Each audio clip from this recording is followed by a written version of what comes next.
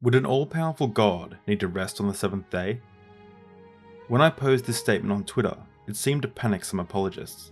By the way, the Bible doesn't say that God needed to rest on the seventh day. Correct, God was teaching us to rest and rest in Him. I know, right? It said He rested. He stopped creating. It was good. It was very good. God doesn't need to rest, ever. He was setting an example for us. David McDonald needs some serious education. God rested on the seventh day as a divine example. Is that how it works? When God flooded the earth, was that an example of how we should act? Should we loose wild animals on children if they insult a prophet? Should we murder the infants of nations enslaving God's people? Should we set fire to cities when we find them immoral? Back to the topic at hand. Is the God of the Bible all-powerful? I wonder if the responses I had received were researched and well-reasoned, or a knee-jerk reaction to the cognitive dissonance the statements caused. The verse in question is Genesis 2:2-3. By the seventh day, God had finished the work that He was doing, so on the seventh day, He rested from all of His work. Then God blessed the seventh day and made it holy, because on it He rested from all the work of creating that He had done. The overwhelming response I received was to point out that God didn't need to rest, but rather the word rested was in reference to God ceasing His creative process. In God and Anatomy, Professor Francesca Savvarakapulu gives some more context to the verse in question. As it is well known, after 6 days of speaking the heavens and the earth into existence, Yahweh is said to have rested from all the work that He had done on the seventh day.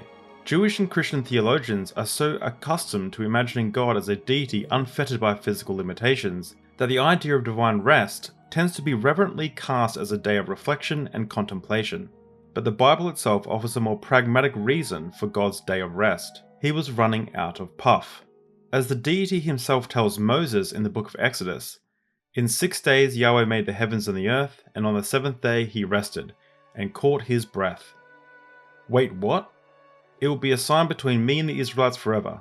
For in 6 days the Lord made the heavens and the earth, and on the seventh day He rested and was refreshed. Maybe Cameron Bertuzzi would now argue that God didn't need refreshing, but chose to be unrefreshed as an example to us? Who knows? I have asked him on Deep Drinks multiple times. I really want to get Cameron from Capturing Christianity on my channel, so I tweet to him. I'm like, "Hey Cameron, I've sent you an email. I would love to have you on Deep Drinks podcast to learn more about your faith and your journey." Michael's response, "I can totally vouch for David. We met in a dark alley once where he offered me candy. Everything after that was a bit fuzzy, but the candy was excellent." So as you can, Cameron hasn't been on Deep Drinks yet. So thank you for that. He should have known I was joking. He should know me at this point. Yeah, it'd be good to have him on. In Robert Alter's translation and commentary of the Hebrew Bible, he chooses to translate the term "He rested" as "catch their breath," stating, "Catch their breath" is represented in most translations as "be refreshed." It is cognate with nephesh, most probably in the sense of breath, and it is related to the word neshaf, to breathe hard or pant. The idea of catching one's breath is consonant with the representation in Job and elsewhere in the Bible of the labourer panting from his work and longing to draw a long breath of relief after labour. It may feel unsettling to think of God catching His breath, but in my opinion, this lines up with the Old Testament God. The same God who made us breathing creatures in His image, who gets angry, feels jealousy, gets depressed, who worries, who feels hatred, feels happiness, who thinks about things. This topic is not new. The Christian leader Marcion of Sinope argued that the God of the Old Testament could not be all-knowing or all-powerful. He took this a step further and argued that the God that Jesus was praying to could not be the God of the Old Testament. For Marcion and his church, the God of the Old Testament was an evil deity and had nothing to do with the teachings of Jesus. You see this with Marcion, and he has this idea that, look, God's looking for Adam. How does He not know where Adam is? If He's all-knowing, He should know where Adam is. And not only that, He should have known that Adam was going to eat from the fruit, which means He's not all-knowing. He can't be the God. The idea that a Christian could reject the Old Testament God might sound like a ridiculous idea now, but is it really? Marcion wrote a book called The Antitheses, which means contrary statements. He would take something we knew about the Old Testament God and contrast that to the God of Jesus. Marcion aimed to demonstrate that the God of the Old Testament could not be the God of Jesus. In the book Lost Christianities, Professor Bart D. Ehrman states that some of the book may well have consisted of direct and pointed antithetical statements contrasting the two gods. For example, the God of the Old Testament tells the people of Israel to enter the city of Jericho and murder every man, woman, child, and animal in the city. But the God of Jesus tells his followers to love their enemies, to pray for those who persecute them, and to turn the other cheek. Is this the same God? When Elisha, the prophet of the Old Testament, was being mocked by a group of young boys, God allowed him to call out 2 she-bears to attack and maul them. The God of Jesus says, "Let the little ones come to me." Is this the same God?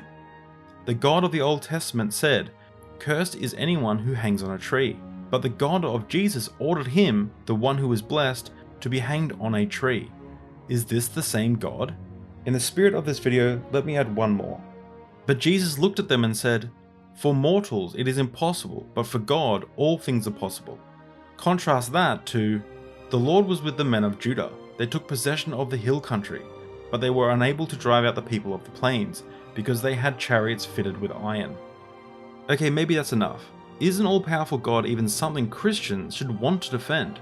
If God is all-powerful, why is there so much suffering? Before we come to talk about the book, just help us with this tragedy in Japan. Which of these is true?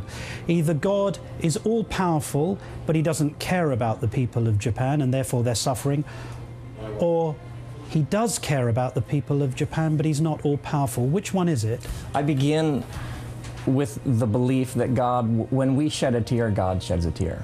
So I begin with a divine being who is profoundly empathetic, compassionate, and stands in solidarity with us. Secondly, the dominant story of the scriptures is about restoration, it's about renewal, it's about rebirth, it's about a God who insists in the midst of this chaos, the last word hasn't been spoken. And so people of faith have clung to this promise and this hope that God will essentially fix this place. And it's a beautiful hope, and I think we ought to keep it front and center, especially right now. So which of those is true? He's all-powerful and he cares, or he cares and is not all-powerful? I think that this is a paradox at the heart of the divine, and some paradoxes are best left exactly as they are. Okay. At a certain point, I wonder how far apologetics will go to defend their worldview. An all-powerful God taking 7 days to create the earth feels like an oxymoron. If that God was laying the foundation for the Sabbath, why not just explain the Sabbath? If that God can command that the Israelites are to keep the Sabbath unto death, why not command the extinction of slavery? These questions seem banal, when an ulterior explanation might be that God didn't make the world in 7 days, but the Hebrews adopted the 7-day week from the Babylonians, who likely adopted it from the Sumerians. God feels hate, anger, jealousy, love, happiness, and sorrow because the authors of the Bible felt those things. God needs rest because we need rest. We were not made in God's image, but God was made in ours.